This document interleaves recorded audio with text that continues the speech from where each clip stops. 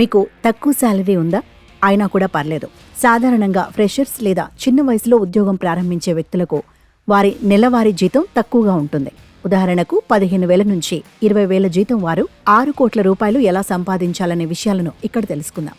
మామూలుగా అయితే లక్షల జీతం ఉన్నవారు కొంత ఎక్కువ సేవ్ చేసుకోవచ్చు. కానీ తక్కువ జీతం ఉన్నవారు సైతం ప్రతి నెల కూడా తక్కువ మొత్తంలో పెట్టుబడులు చేసి మంచి రాబళ్లను దక్కించుకోవచ్చు. దానికోసం ప్రతి నెల ఎంత పెట్టుబడి చేయాలి, ఎన్నేళ్లు చేయాలనే వివరాలను ఇప్పుడు చూద్దాం.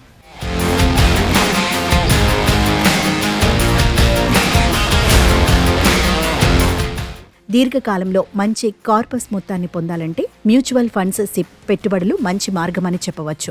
వీటిలో చేసిన పెట్టుబడులు వృద్ధి చెందటానికి కాంపౌండింగ్ విధానం ఉంటుంది. వారి నెలవారీ పెట్టుబడి మొత్తం పెరిగే కొద్దీ ఆదాయం కూడా పెరుగుతుంది.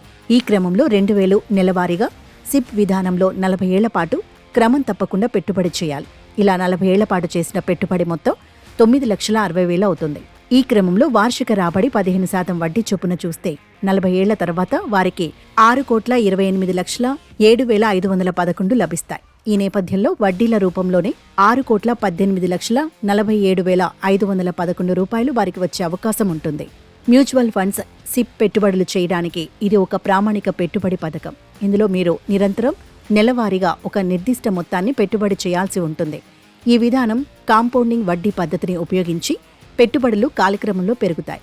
అయితే సరైన పెట్టుబడులు చేయటం ద్వారా మీరు దశల వారీగా మీ సంపదను దీర్ఘకాలంలో భారీగా పెంచుకోవచ్చు.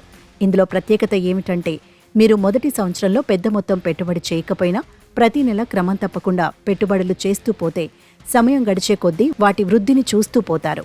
దీంతో 40 సంవత్సరాల కాలంలో మీ పెట్టుబడులపై 15% వృద్ధి మీ సంపాదనకు తోడ్పడుతుంది. సిప్లో పెట్టుబడులు పెట్టే క్రమం, విస్తృతంగా పొదుపు చేయడం, దీర్ఘకాలంలో పెట్టుబడులు చేయడం ద్వారా మీరు పెద్ద మొత్తంలో సంపాదించుకుంటారు. చిన్న వయసులో లేదా తక్కువ జీతంలో ఉన్న ఉద్యోగులు కూడా సరైన పెట్టుబడులు సమయానికి పెట్టుకుంటే మీరు 6 కోట్ల రూపాయల వరకు సులభంగా సంపాదించవచ్చు.